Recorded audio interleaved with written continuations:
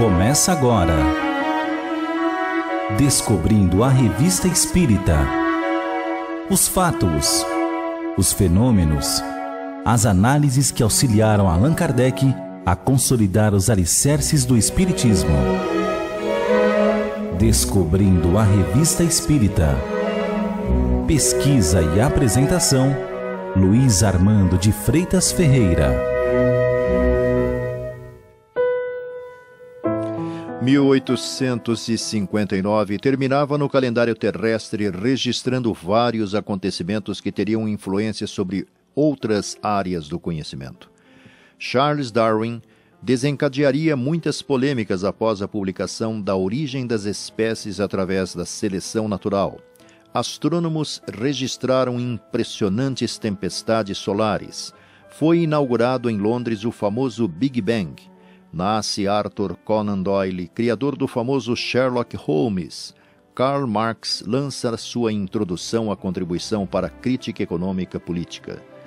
Allan Kardec seguia com sua obra, concluindo o segundo ano da Revista Espírita.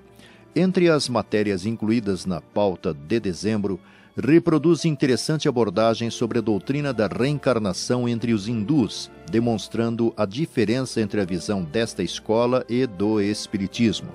Explicando a origem do material, diz o codificador: geralmente se pensa que os hindus só admitem a reencarnação como uma expiação e que, na sua opinião, só se dá em corpos de animais.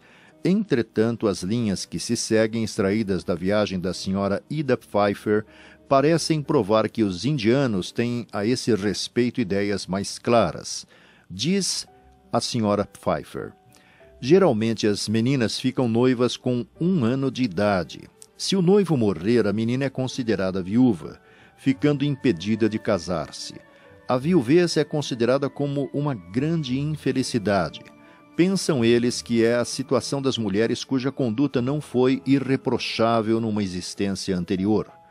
Comenta Kardec: apesar da importância que se não pode recusar a estas últimas palavras, deve reconhecer-se que entre a metempsicose dos hindus e a doutrina admitida pela Sociedade Parisiense de Estudos Espíritas, há uma diferença capital.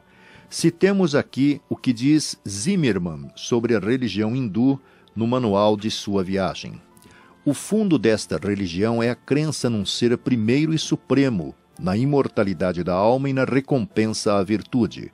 O verdadeiro e único Deus é chamado Brahm, que não deve ser confundido com Brahma, criado por ele.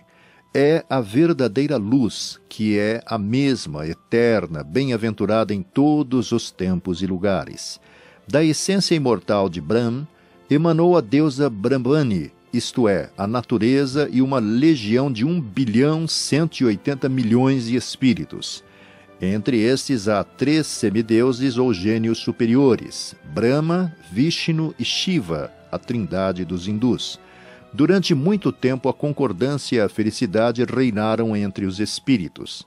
Com o tempo, entretanto, rebentou entre eles uma revolta e alguns se recusaram a obedecer. Os rebeldes foram precipitados do alto do céu no abismo das trevas. Deu-se então a metempsicose. Cada planta, cada ser inanimado por um anjo decaído. Esta crença explica a bondade dos hindus para com os animais. Consideram-nos como seus semelhantes e não o querem matar. Somos levados a crer que não foi senão com o tempo que tudo o que existe de bizarro nesta religião mal compreendida e falseada na boca do povo desceu até a insensata charlatanice. Basta indicar os atributos de algumas de suas principais divindades para explicar o estado atual da sua religião. Eles admitem 333 milhões de divindades inferiores. São as deusas dos elementos, dos fenômenos da natureza, das artes, das doenças. Além disso, existem os bons e maus gênios. O número dos bons ultrapassa os dos maus em 3 milhões. O que é extremamente notável, acrescenta Zimmermann, é que entre os hindus não se encontra uma só imagem do Ser Supremo. Este se lhes afigura demasiado grande. Toda a terra, dizem eles, é o seu templo e o adoram de todas as formas. Ponderando a respeito, Allan Kardec diz: Conforme os hindus, as almas tinham sido criadas felizes e perfeitas. Sua falência resultou de uma rebelião. Sua encarnação em corpos de animais é uma punição. Conforme a doutrina espírita, as almas foram e são ainda criadas simples e ignorantes. E pelas reencarnações sucessivas que chegam, graças a seus esforços e à misericórdia divina, chegam a uma perfeição, único meio de alcançar a felicidade eterna. Deve a alma progredir. Pode, entretanto, ficar estacionária durante um período mais ou menos longo, mas não retrograda. O que adquiriu em conhecimento e em moralidade não se perde. Se não progride, também não recua. Eis porque não pode voltar a animar os seres inferiores da humanidade. Assim, a metempsicose dos hindus está fundada sobre o princípio da degradação das almas. A reencarnação, segundo os espíritos, está fundada no princípio da progressão contínua. Segundo os hindus, a alma começou pela perfeição para chegar à abjeção. A perfeição é o começo e a abjeção o resultado.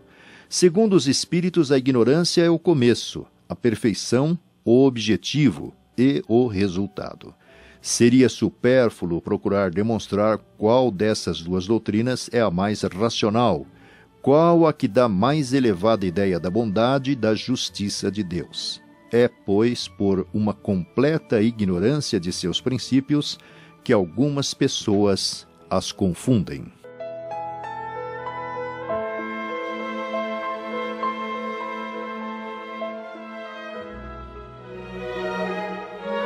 Você ouviu Descobrindo a Revista Espírita. Pesquisa e apresentação, Luiz Armando de Freitas Ferreira.